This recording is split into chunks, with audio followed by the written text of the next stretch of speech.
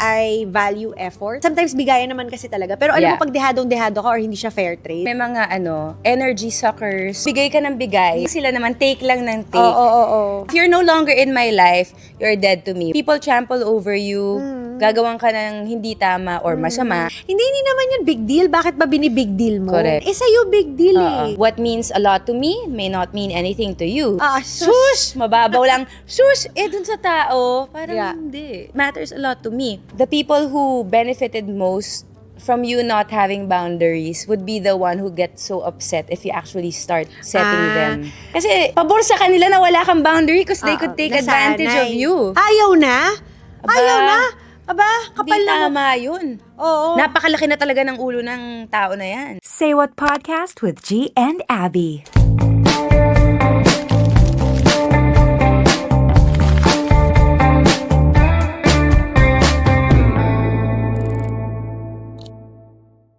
Hi guys, this is me, G Canlas. And Abby Asistio. For another episode of Say What? Gusto mo energy? Oo, gusto ko yung energy na, I know, like welcome. Pero hindi tayo Because- nagluluksa. Hindi natin niluksa. Kasi maganda yung topic natin. Yes. And more than that, maganda yung location natin today. Can I just, in this show, bansagan na natin si Abby na queen of segue. I can always count on her to like, segue natin niya right quick. So, Yes. we are here in this very nice location. Of course, Glam Residences by SMDC Heights. Yes, super nice here in QC and we are at their Sky Lounge. Yes. And maganda dito kasi it's in the heart of the metro. It's in access everywhere. And, we'll show you a little bit of the amenities. Yan. But, before we move to that, how are you feeling, Abby? I'm great. Sabi ko nga, bakit ba tayo nakaitim? Oo. Ang topic naman natin today ay healthy boundaries. Pero naisip ko, I think with the topic, it's death to a version of ourselves. Oh my Wow! gosh! Ang lalim agad. Death to a version of ourselves na ayaw na nating dalhin sa next season of our lives. Yes. And death to some habits, relationships, and other things that we have na hindi na dapat nandun at kailangan i-cut off at i-enforce. Oo. Maganda yon. It doesn't necessarily mean na negative to. Yeah. That's why the title is Healthy Boundaries because it's more on the positive light side actually. And what good it brings you. Yes. Pero ano ba yung boundary? Kasi ang daming sa ibang tao, negative agad yung dating ng word na boundary. Alam mo yung boundary pag lumampas ka na antepolo? Yeah! Joke siya. Alam na niya eh. Pag gano'n na yung tono, alam mo yun.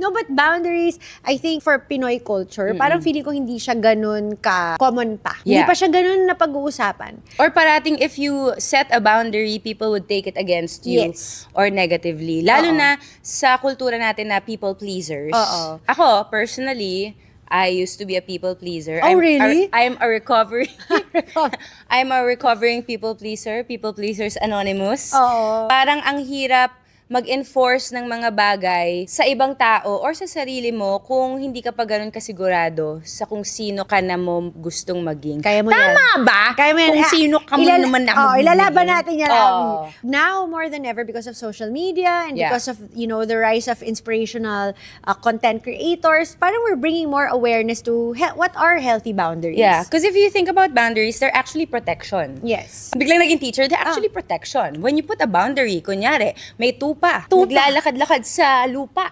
Okay. Gusto mo hindi siya tumawid ng river at mahulog, mamatay, or ng bangin. Oh. Kailangan mo lagyan ng boundary. Oh. So, ganun din tayo bilang mga tao. Naging tupa. Bilang mga tao, imbes na hayaan natin yung sarili natin mapunta sa danger or sa mga sitwasyon na ikakapahamak natin, we need to set these boundaries. Oo. Okay. What's the difference between setting a boundary and cutting someone off? For me kasi, setting a boundary, not just for other people, but for yourself, is like valuing who you are and respecting who you are. Pag kilala mo yung sarili mo, ano yung mga makakabuti sa'yo, ano yung gusto mong mangyari sa buhay mo, natural, lalagyan mo ng bakod Yeah. Ano yung balakid? sarili mo. Balakid is hindrance. Oh, so, mali, okay. it's bakod pala. Okay, you learn Ang something arte, new.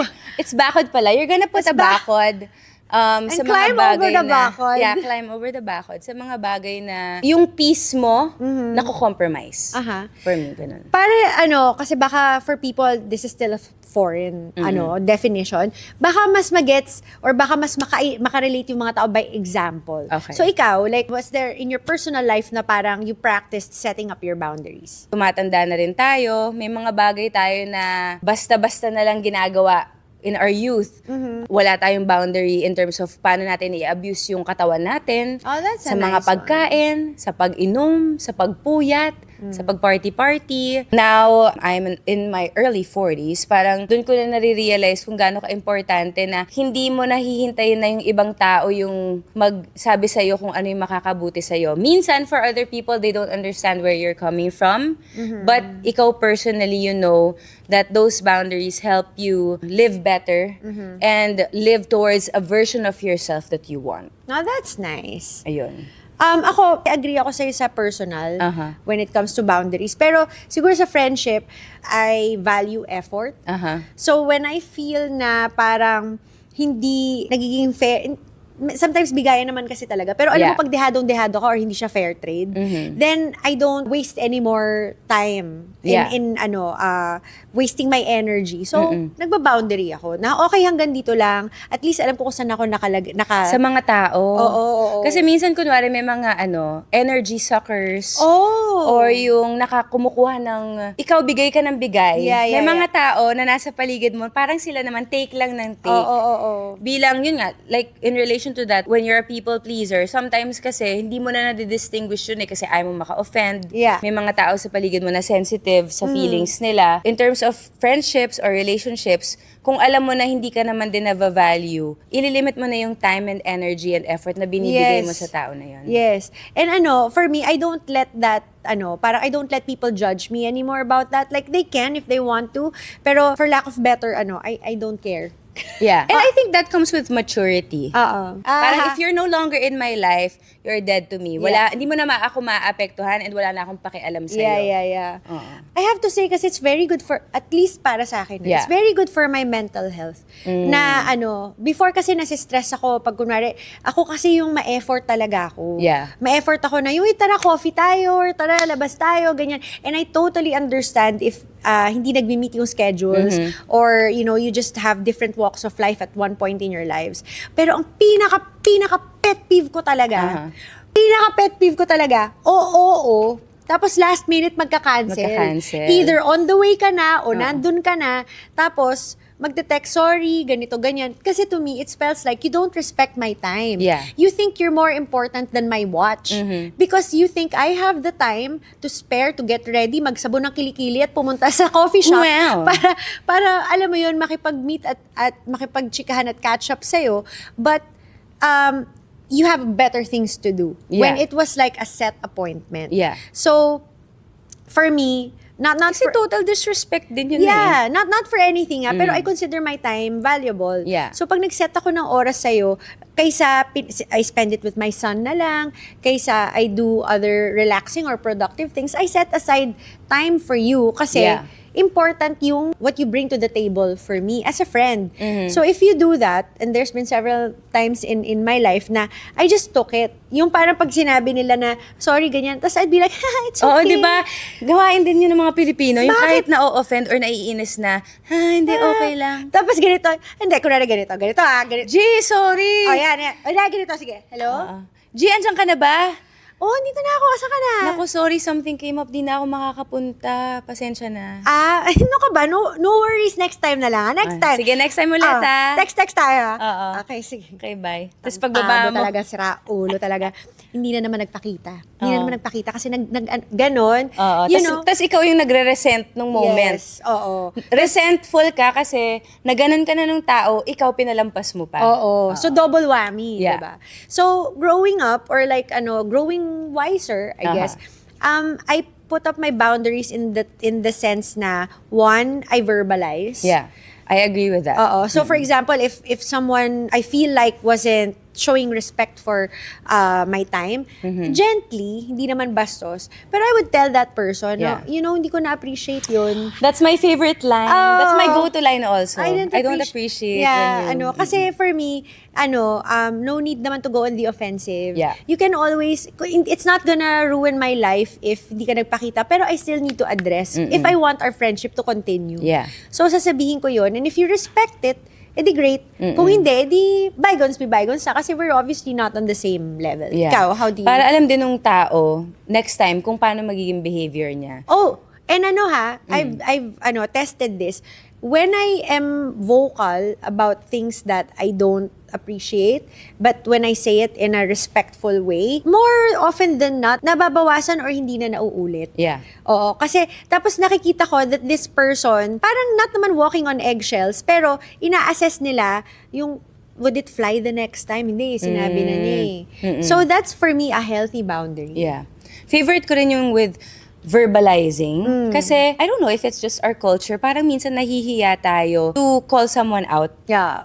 Or sabihin na, you know, what you did was either annoying or disrespectful. Yeah. And I would encourage you guys na if there's something that's bothering you or does not sit well with you, na off ka Oo. with someone, pwede mo naman sabihin nga ng maayos. Tsaka hindi, ang Pinoy culture, backbiters, backstabbers. Sa iba magkikwento. Hindi ka Oo, didiretsuhin. hindi ka didiretsuhin, sa iba puputak. Oo. Eh bakit? For what? It's not gonna solve anything. True. And it's almost like the agenda is to murder someone else's reputation. When you want naman yung friendship to continue. Yeah. So, bakit kailangan magpatumpik-tumpik at kumausap ng iba? Tapos ang ending nun, parang mas lalo lang na-fuel yung fire. Oo. Pero wala nang nasolve. Walang nangyari. Oo. Diba? Walang nasolve. room for improvement. Yeah. Tama yun. Tapos naging gossip na lang siya. Parang saying what you mean. That's a good boundary also. Sticking to, alam mo yun, what words are true for you. Yeah. That may be a shallow explanation. Pero, wag ka mag-offer, wag ka magsalita, magsabi ng something na, alam mo naman, at the end of the day, you don't mean it. When it comes to boundaries, I am a newbie. I am a newbie. Like, kasi ngayon ko lang din nare-realize na minsan we always want to make sure that the other person is feeling better about the relationship. And ngayon ko nagigets yung, paano ko pag hindi pa ako okay? Kasi merong, Ang ganda minsan may requirement tayo na, uy, kasama si mag-ayos na nga kayo. Tagal nyo nang hindi nag-uusap. Mape-pressure ka. Mape-pressure ka. So, kahit ikaw, may pinaninindigan ka na, wait lang, I'm not ready. Because, kunyari, she did this to me, and I wanna hold that boundary because you want to please everyone else, or for the comfort of the other person na, yeah, let's be friends na. Yeah. Parang, oo ka na lang. Eh, wala ka pa dun eh. Yeah. So, yun yung, for me, I'm learning how to not always pressure myself when I'm not in that state yet in terms of relationships. Pero I know din kasi na kapag ready naman na ako, mabilis din naman yung puso ko. Oo, mabilis. Meron Mabilis siyang talaga. sinasabi sa akin. Ang ano ko sa kanya, here lies Abby, the keeper of defective friendships. Grabe yung defective friendship. And I think also one way of practicing healthy boundaries is saying no. Kasi I love saying no. now I It's do. my favorite word. Now I do. Kumbaga parang if someone asks me to hang out or whatever, I not naman I shoot them down or I Yeah. say, ay hindi kita feel kasama or whatever. Pero yung sasabihin ko na it's a bit full for me this week. Yeah. Balitaan tayo next week. Oo. And let's see how the schedules can align. Kasi before, kung ako yun, hanapin ko yung pinaka-pocket ng window of the week. Isisiksik mo. Isisiksik ko. Uy, pwede ba tayo? Sige, 3 to 4 p.m. okay ba? Kahit Yeah.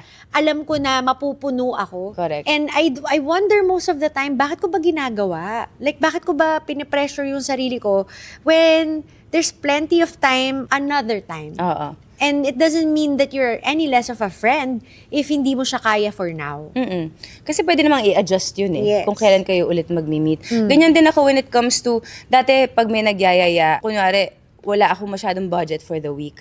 Dati, oo ako ng oo. Or kaya, tara, out of town tayo. Oo. Parang, tara, travel. Parang, sige. Pero, wala akong boundary. Ito, boundaries naman for myself. Yeah. Na, if you know na mako-compromise yung, kunyari, budget mo for the week. Or, pag pumunta ka nga doon, hindi ka naman makaka-enjoy masyado kasi wala ka masyadong pera. Ikaw na yung magsabi na, pass muna ako. Yeah. Kasi pwede naman din ngang maulit yung trip or yung hangout when you're more prepared. And, yung at peace ka mentally, emotionally, Mm-hmm. financially din, di ba? Hindi, alam mo kasi dati meron akong collection ng CDs. Okay. Tapos yung isa naman, hiniram yung CD player ko. Ako yung walang sense of boundary in terms of my personal materials. Pinahiram ko. Nung hinihingi ko na back, wala na. Oh. Nawala eh. Tapos, that's my collection. That's a collection.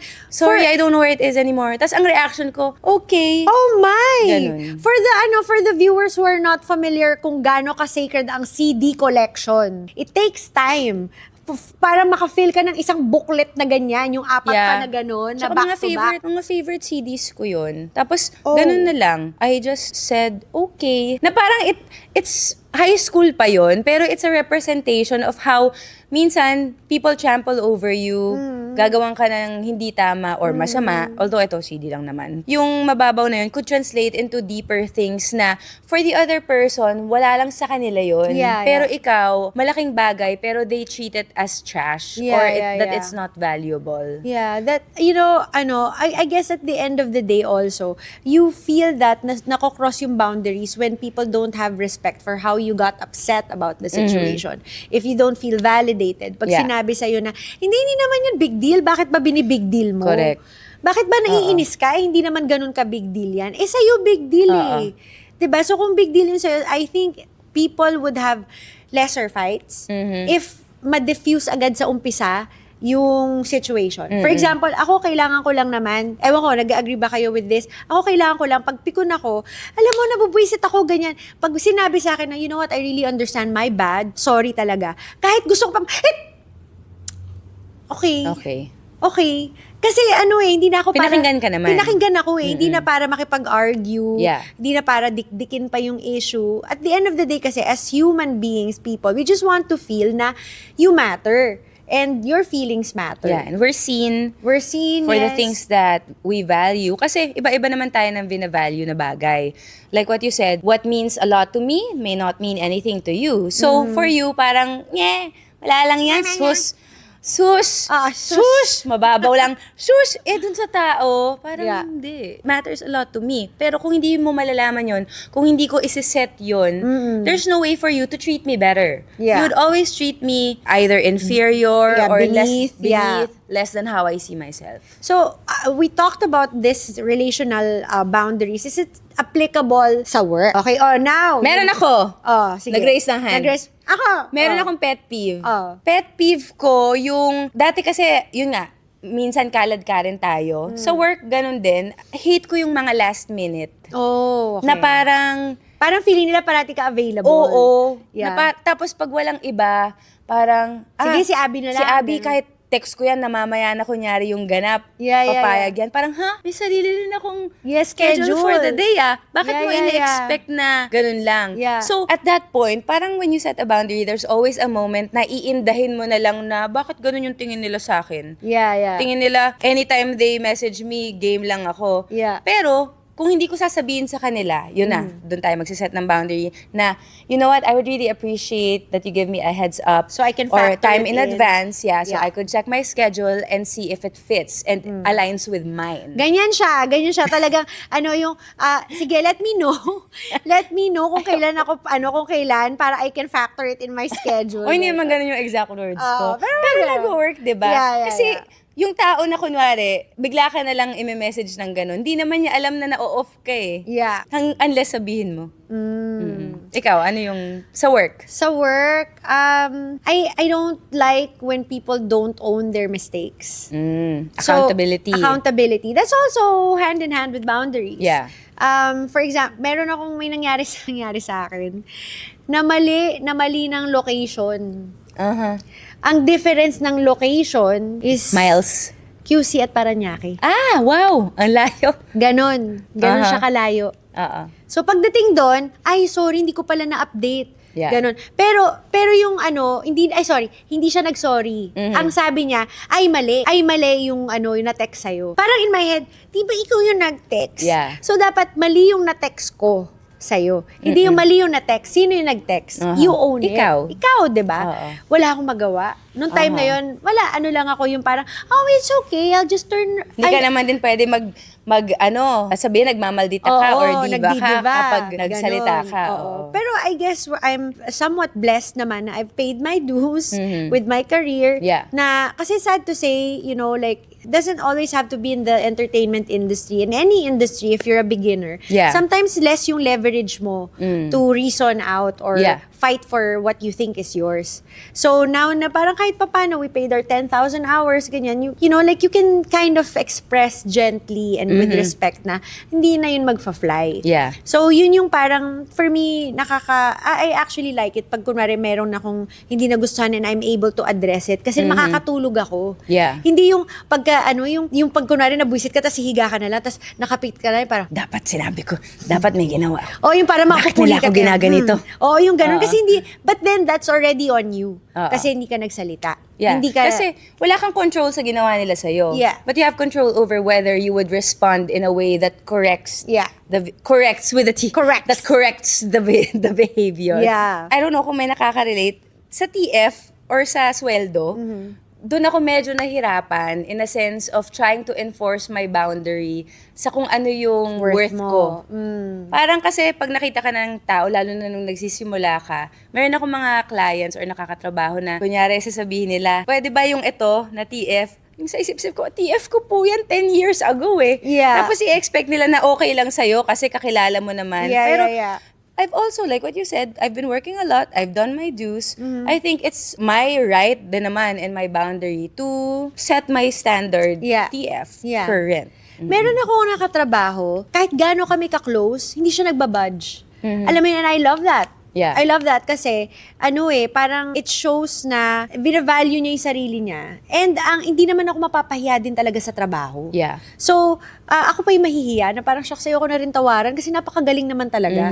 So, that's also a boundary that's healthy in the workplace. If you know that, alam mo yon, you've paid your dues Yeah. and you know your worth, pag tumawad, pwede ka namang, discretion yan, okay? Nasa discretion mo yan. Kung at the end of the day, may nakikita ka namang compensation for the tawad, Yeah. okay lang yun. Pero yung pag dehadong-dehado ka na, tas parang feeling mo na low ball ka na ng todo, and you're not happy with your work because you don't feel like, hindi naman... Luging-lugi ka. Luging-lugi. Oo. Yun yung parang...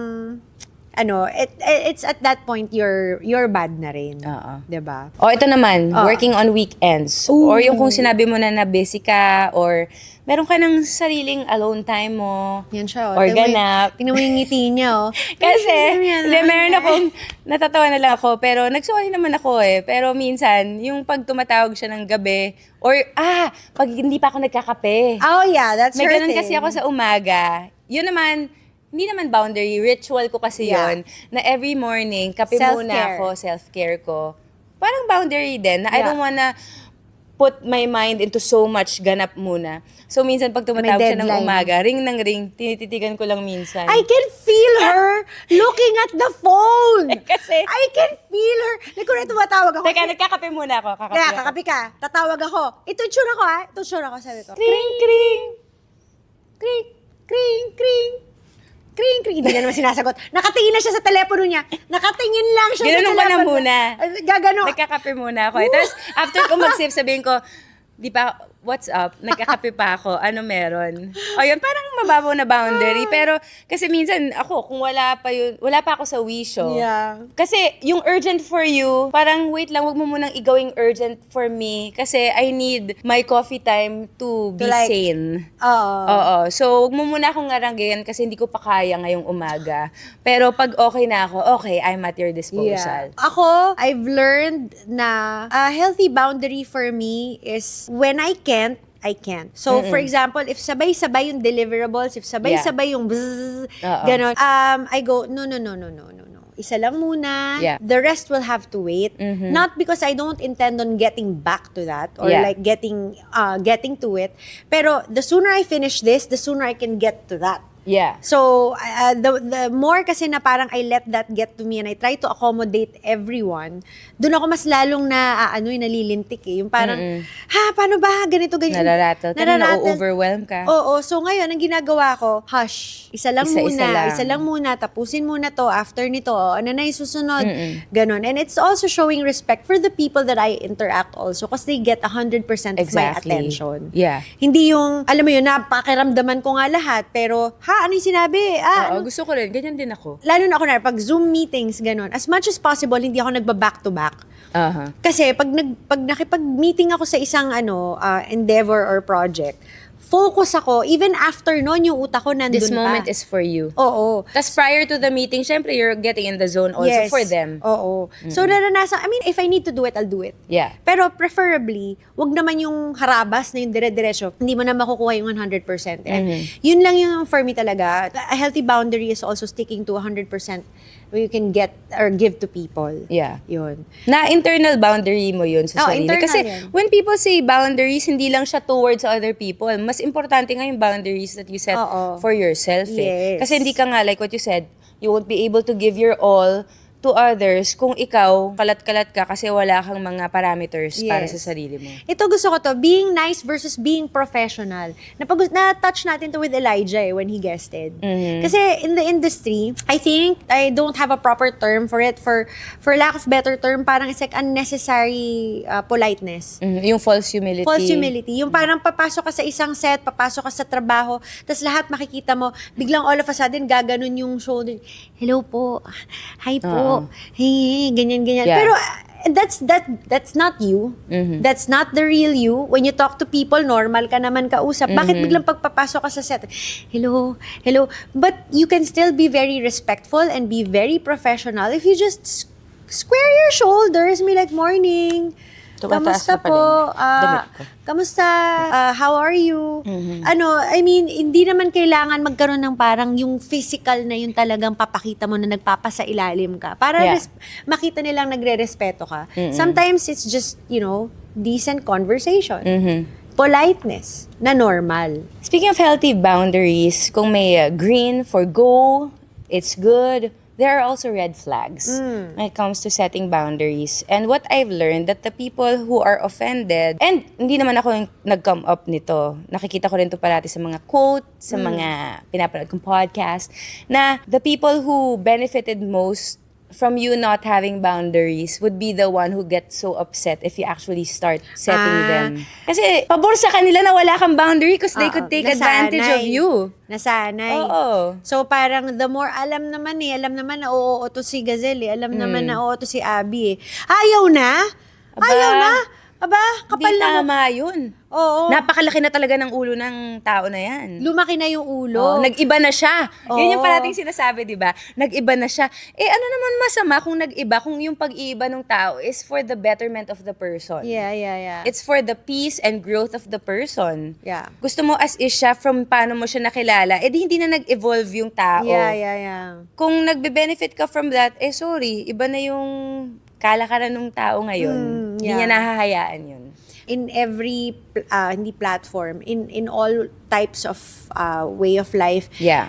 Siguro in general it's how you speak to someone. Tapos in general lang to, yung parang I'm not gonna allow someone to talk to me that way.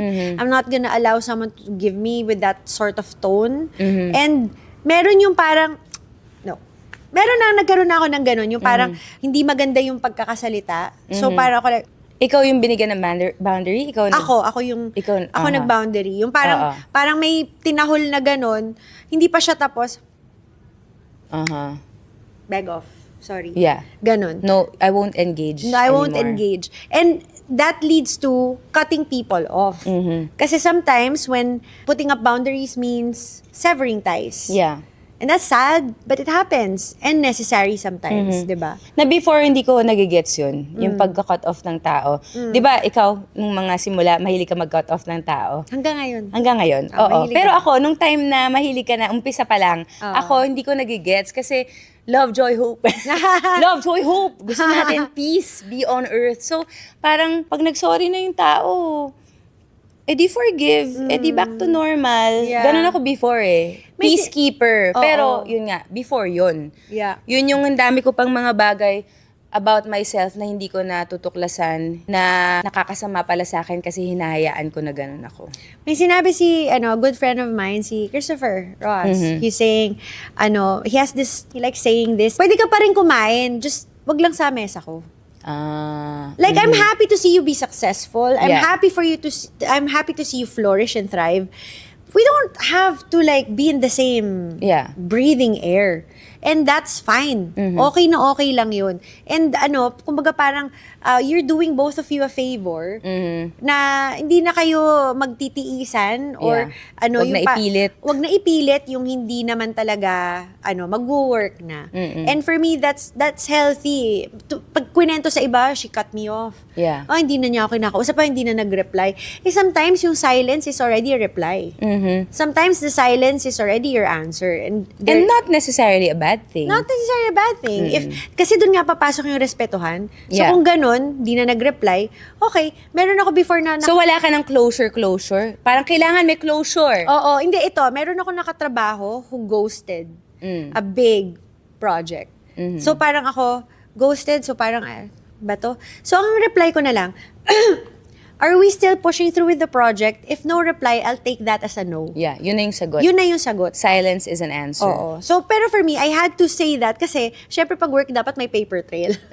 Yun din. Na ikaw yung nag-try ka pa sa dulo. Oo, nag-try pa. So, yun din. Some, documentation and paper trails are also forms of healthy boundaries. Ikaw, Bibay, what do you think of yung disappearing or cutting off people professionally or even personally?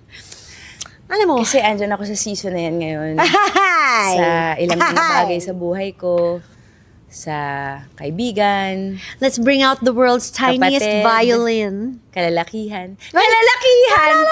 Hindi totoo, di ba? Dati, hindi ko natitiis minsan na hindi mag-reply sa mga tao. Yan siya. Yung sabihin niya, ayaw mag-reply for now. And then like a month later, I reply. Unang-una, for me, space is good. Kung kunyari sa friendship or sa relationships, kasi di ba may mga tao na avoidant. Ano yung kabaliktaran niya? Attachment style. Attachment. Sa attachment styles, ako kasi, I like having space when I need to deal with issues and process things. So, sanay ako na, kunyari, wag muna tayo mag-usap. Or hindi muna ako magre-reply sa'yo. Kasi, Ay, ganun siya nung birthday ko. Hindi, gusto ko yun. Gusto ko yun. Kaya tayo nagkakasundo din kasi I like verbalizing stuff so that you know what to expect. So kasi nung birthday ko, 1 week, as in activities. may ubo nga po ako ngayon As in, birthday ko, I said, birthday week. So we climbed the mountain, we did the river, gumimik Overnight kami, sa nag-shoot ng Tanay. podcast, nagtanay. Dire-diretso. Dire-diretso talaga. Birthday na birthday. Tapos salubong. Oo, tapos sabi ko, pwede tama na. Medusa! Medusa! Punta tayo, Medusa! Raga! Kasi hindi na ako natutulog ng madaling araw. Hindi! Let's go! Sabi ko, After nun, sabi niya, hindi mo na magpaparamdam ng 2 weeks, ha? after this, at saka ng say what, Hindi mo na wala muna mapaparamdam. tayong labas. Hindi mo na lalabas. And it's super cool with me. Na-offend ka ba? Hindi. Naintindihan mo naman kung bakit ko Kasi I sinabi. would do that too. Na, nung birthday week, inask mo rin yun na, please just spend this birthday with me. So ako naman, conscious decision. Pero after that, meron na rin akong decision na hindi na muna ako lalabas. Hindi na ako gigimik. Huwag mo tayo magkita. Ganon. I think that's a healthy boundary. Oo. I think that it's also nice when you find people who respect your boundary and you do theirs. And I think that's how you guys can grow and you guys can discover ano ba yung pwede pang ma-stretch. Ano ba yung limited na lang. Alam mo yon. So, But in terms of the closure thing that we were talking about kanina, parang dati kasi na iisipin ko na sasabihin ng ibang tao ang sama ko kapag hindi ko nilanding ng maayos. Or hindi ako nag-acknowledge sa mga messages. Kasi meron din akong syempre, mga tao na would have disagreements with, relationships na didn't go as I would hope. Ngayon natanggap ko na may mga bagay na kailangan na lang i-let go. And alam ko na hindi ibig sabihin, hindi na kayo part ng buhay ng isa't isa ay hindi importante yung nakaraan. Yeah. Diba? You still value what happened, but maybe in this next season of our lives, we're not gonna be together anymore. Yeah. And that's okay. That's a healthy way to move forward, diba? So I think in general, with letting go or cutting people off, it's about finding your peace also. If we're talking about healthy boundaries, it's having boundaries for you to keep your peace Yeah. in all aspects. Yeah. Ako, peace is invaluable. Hindi mo nabibili yan. And if you don't have any, hindi naman sa I'm extra tough on myself, but look sa sarili mo, bakit wala kang peace? Yeah. Maybe because of the things that you allow to happen, and totally avoidable. It's just that you haven't gathered the voice and the parang backbone to say enough. Diba? Tsaka meron akong favorite natin ngayon, yung I will not let this steal my joy. Parang that's about setting boundaries also, guarding your peace. Yes. Minsan may stressful situation, annoying person, things didn't pan out the way you would hope. Pwede mong sabihin na, ayoko na, or sira na yung araw, linggo, buwan, or 2026 ko. But no. No! You have to make that stand and decide, I will not let this steal my peace. Yun. I think that's a nice topic. For the viewers, please sound off below. What's your take on a healthy boundary for you? And do you agree kung ano yung mga insights natin about this topic? It's such a nice topic. May dadagdag lang ako. Then na-realize ko, and surprisingly, na-verbalize ko to when I had to set a recent boundary. Sabi ko, if I allow this thing to keep going, I would end up doing myself a disservice and betraying myself. Parang sometimes when we set boundaries, hindi sometimes actually all the time, when you set a boundary, it's about honoring yourself, your desires, your wants, your value, your dignity. Yeah. Na if you allow people to keep overstepping those boundaries, you're the one betraying yourself already. Yeah. Ibig sabihin, ikaw na yung hinahayaan na tratuhin ka ng Trapo. ibang tao na ganyan. Yeah. Oo. Yeah. So, yun. Healthy, I think, ang boundaries, it's good and it's something that people should be more vocal about, expressive about, and be unapologetic about. Yeah.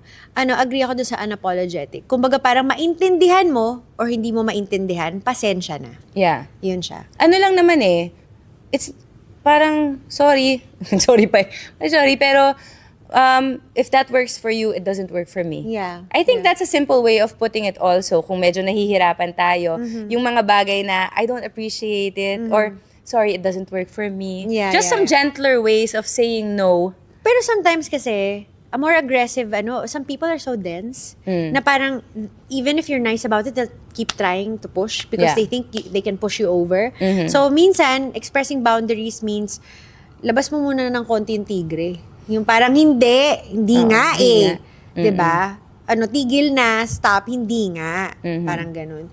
And it's sad na sometimes kailangan umabot sa point of like, you have to get a tougher exterior. Pero some people just can't take no for an answer. So that's when you kind of like, hindi nga. Don't you hear me? Hindi nga. Ganun. So, you know what guys? I think this was siksik at puno na topic, And Kala ko siksik-liglig. Siksik-lig. No, but like, this is such a topic na feeling ko can stretch forever. Yeah. A longer time than 45 minutes, but we unfortunately have to go. But before we go, do we have any parting thoughts about this? Well, charot umiyak. Ikaw muna. Sa akin, from my experience, having healthy boundaries can't be helped. They also come with age.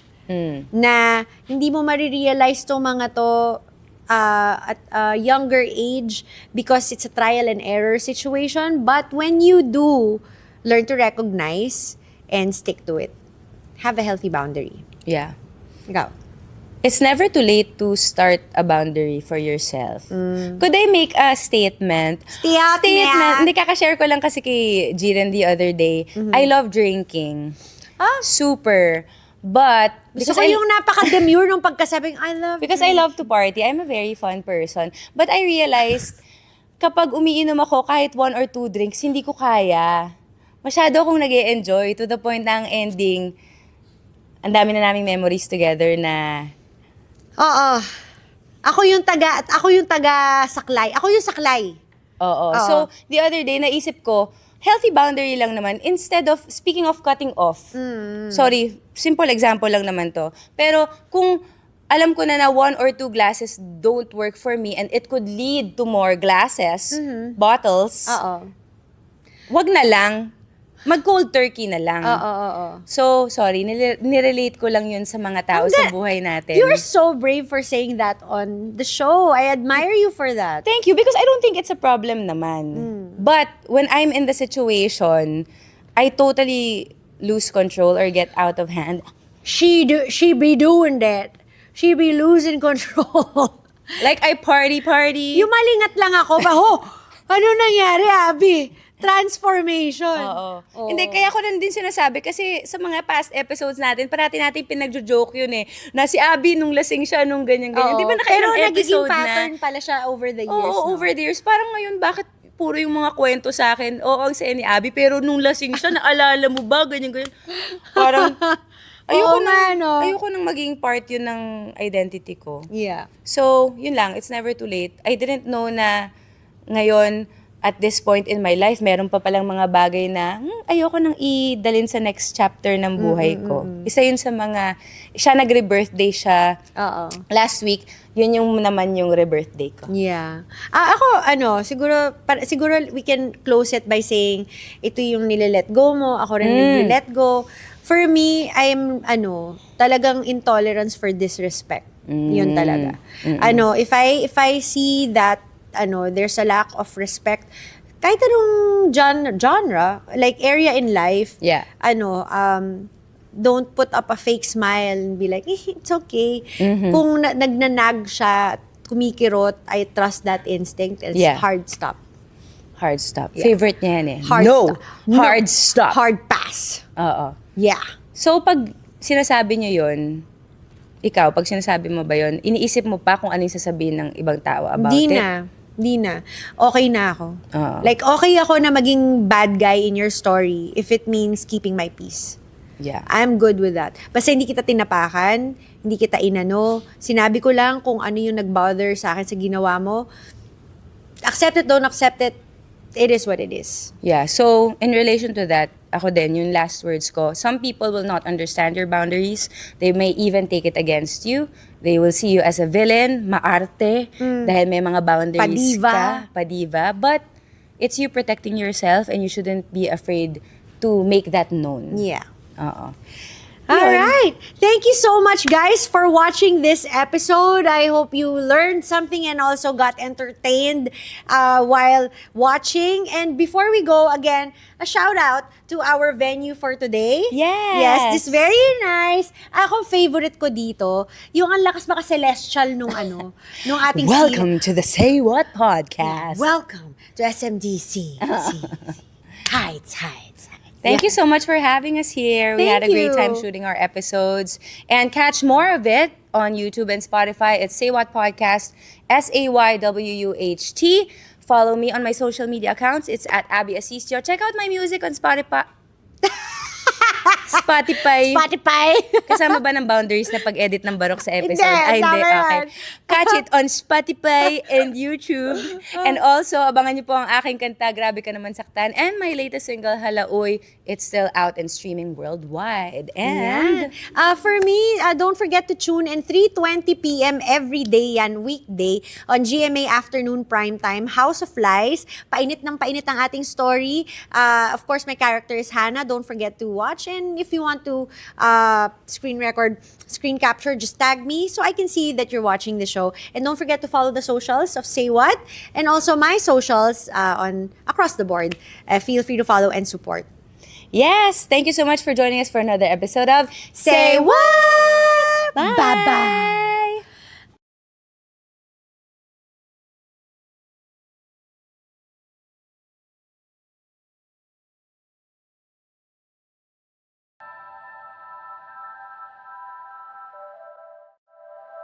The opinions of podcast creators, hosts, and guests are not necessarily reflective of the official stance of the Pod Network Entertainment, its hosts, or other network programs. The content created by the people behind the podcast is personal and not meant to harm any religion, ethnicity, group, organization, company, or individual.